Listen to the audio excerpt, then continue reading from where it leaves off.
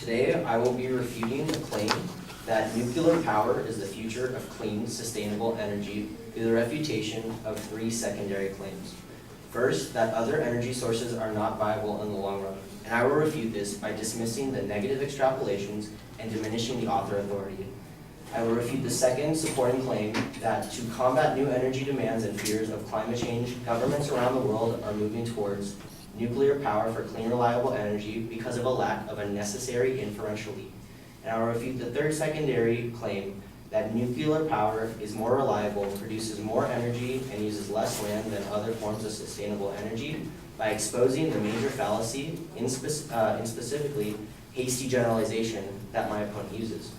My response to the first secondary claim that other energy sources are not reliable in the long run is that they actually are. My opponent states that U.S. coal reserves will last only 260 years, but this data point is based upon estimated recoverable reserves, which the U.S. Energy Information Administration states as only the coal that can be mined with today's mining technology.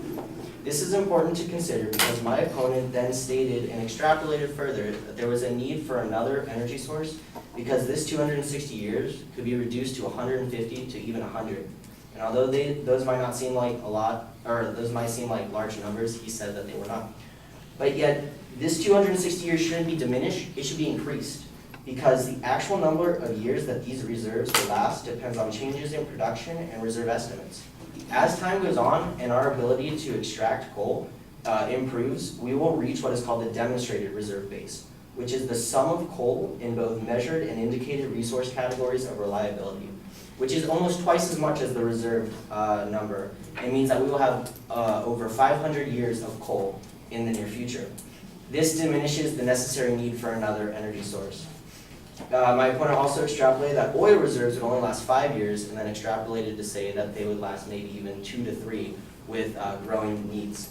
But the EIA again states in the same article that in 2014, U.S. crude oil and least condensate proved reserves rose by 3.4 billion barrels. That's a 10% increase over the previous year, including exports and usage of our own oil.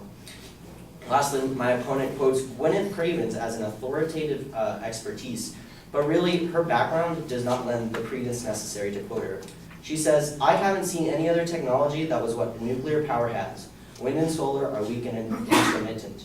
But Gwyneth Cravens is a journalist and a writer. She doesn't have a background in nuclear energy, and only 1 out of 6 of her written books are about nuclear energy. She even goes on to say in an interview that she admits to being anti-nuclear in the past. Her quote is, "And I was one of those guys, so I hold up myself as an example of someone anti-nuclear." She does not have a strong history of the same viewpoint of pro-nuclear. My response to my secondary claim, or to my opponent's secondary claim, is that it lacks a very important inferential leap. His secondary claim is, to combat new energy demands and fears of climate change, governments around the world are moving more towards nuclear power for clean, reliable energy. But this does not connect directly to nuclear energy being the future of clean, sustainable energy.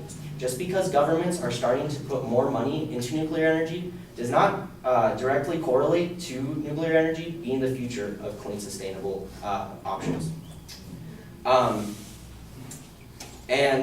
Because of this, all of the information under the second claim is very, very reduced and does not support the main claim. This is also shown because the information that he uses is only based on predictions that by 2020, China will have over double their current wattage, and that India has, as stated, the most technically ambitious and innovative nuclear energy program in the world. But just because of predictions into the future of what nuclear energy can do does not prove today that nuclear energy is the future. Lastly, in response to the third claim, my opponent committed a fallacy of hasty generalization based on only one source, an Entergy article based in Arkansas. And because of this, he cited that the number of plants per square miles of all nuclear energy plants is 1.7 miles, but in reality, that was only for the Arkansas Nuclear 1 station, their largest base. Now, the average nuclear plant is actually smaller, but with smaller bases comes an extremely less amount of nuclear power generated per.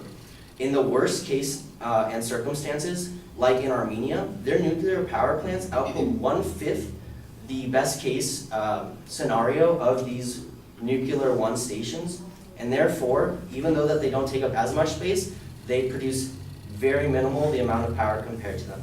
So therefore, by responding and refuting to these three secondary claims, I have diminished the claim that nuclear power is the future of clean, sustainable energy.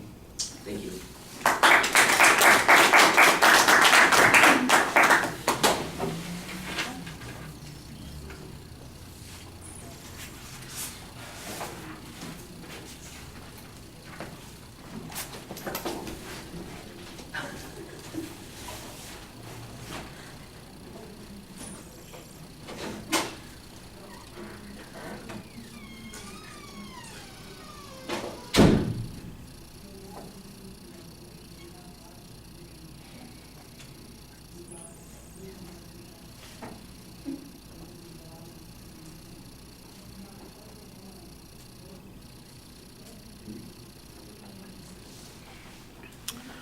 All right, the organizational stuff is fine, good preview. We know what the supporting points are going to be. I do think that you do the same sort of thing that I mentioned somebody else did a minute ago. You kind of not only remind us what the claim was that the advocate's presenting, and then you kind of preview what your response is going to be. I don't know that you need to get that detailed into it in the preview. Just remind us what the argument is, and then when you get to those secondary points, give us the counterclaim. Your third point, for instance, is all phrased as counterclaim. It barely even reminds us of what the advocate's point was on that particular point.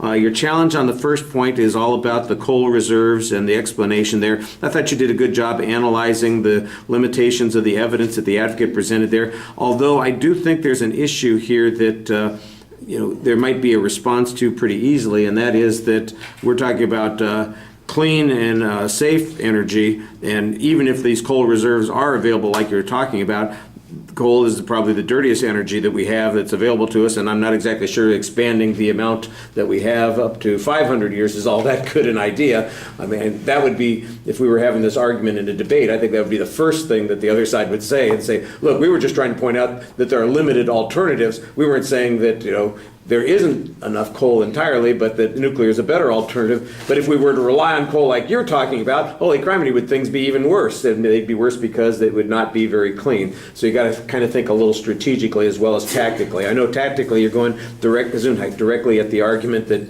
they're making here, but you got to think about, well, what's the bigger picture on this, and how is that going to benefit if you are correct on that particular point? Like I said, I thought your analysis on the point was very good.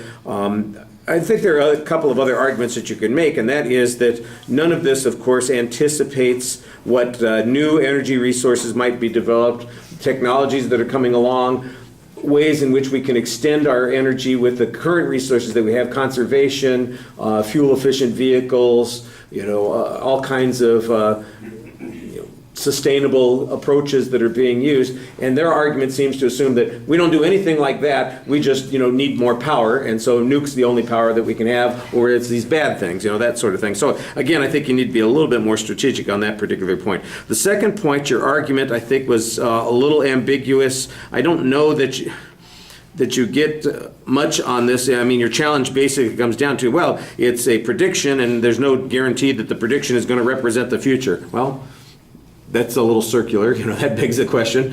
So the real issue is there any reason to doubt that? And they've given us some information about the countries that are developing all these nuclear power sorts of things, and you don't have anything that suggests that this is not the case. One of the things that you might point out is that none of this has changed the U.S.'s activities in regard to nuclear power. We haven't built a new nuclear power plant in the United States for 40 years. There's one that's currently under construction, but it's still not licensed to go. So it's like the idea that this is going to be our solution seems to ignore the political realities that are going on there, and I think you could make that argument. Your third point, like I said, is basically just you explain what the fallacy is that's going on there without necessarily telling us why. So how does that undermine the point that the advocate's presenting? All right, thank you.